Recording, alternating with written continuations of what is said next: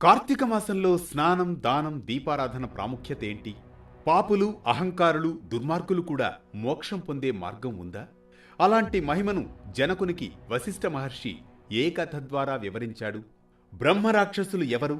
వారు విముక్తి పొందిన విధానమేంటో తెలిపే కార్తీక మాసంలో భాగంగా వేటు న్యూస్ అనగనగా అందిస్తున్న 3వ అధ్యాయంలోని నేటి కథనమే కార్తీక మాస మాహాత్మ్యం, తత్వనిష్ఠుని కరుణతో బ్రహ్మరాక్షసులకు మోక్షం.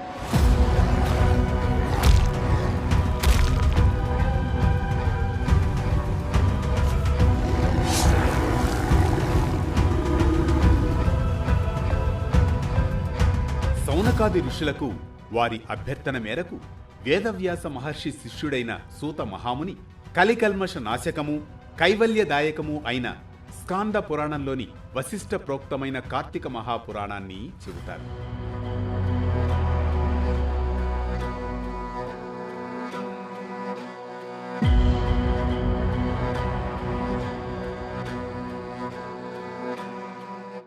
అనగనగా పూర్వం సిద్ధాశ్రమంలో జరుగుతున్న యాగానికి అవసరమైన ద్రవ్యాల కోసమని వశిష్ఠ మహర్షి జనక మహారాజు ఇంటికి వెళతాడు. జనకునిచే మర్యాదలందుకున్న వశిష్ఠునితో జనకుడు, బ్రహ్మర్షి, ఈ కార్తీక మాసం గురించి నీవు చెప్పిన ప్రతి మాట నా హృదయాన్ని తాకుతోంది. కాని నిజంగా స్నానం, దానం, దీపారాధనంతో మోక్షం లభిస్తుందా అనగానే, రాజా, నీ సందేహం సహజం. ఈ మాసంలో చేసిన చిన్న పుణ్యకార్యం కూడా అక్షయ ఫలాన్నిస్తుంది.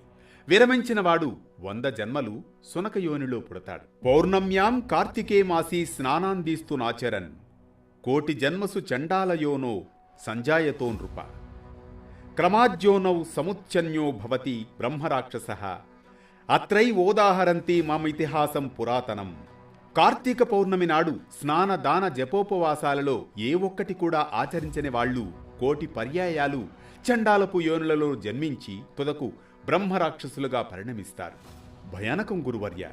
ఇంతటి ఫలప్రదమైన అంశానికి నిదర్శనం ఏదైనా ఉందా అనగానే వశిష్ఠుడు, ఉంది రాజా, ఒక పురాతన గాథను విను. తత్వనిష్ఠుడు అనే బ్రాహ్మణుడు ఆంధ్రదేశంలో ఉండేవాడు. జ్ఞాననిధి, దయామూర్తి, తీర్థయాత్రా ప్రియుడు అతడు. ఒకసారి గోదావరి తీరాన చేరగా అక్కడ మర్రి చెట్టు మీద 3 భయంకర బ్రహ్మరాక్షసులు కనిపిస్తారు. వారు కారునలుపు కాయఛాయ గలవాళ్లు, ఎండిన డొక్కలు, ఎర్రని నేత్రములు, గడ్డములు కలవాళ్లు, గుచ్చబడిన ఇనుపతీగలకు మల్లే మిక్కిలి నిక్కి ఉన్న తల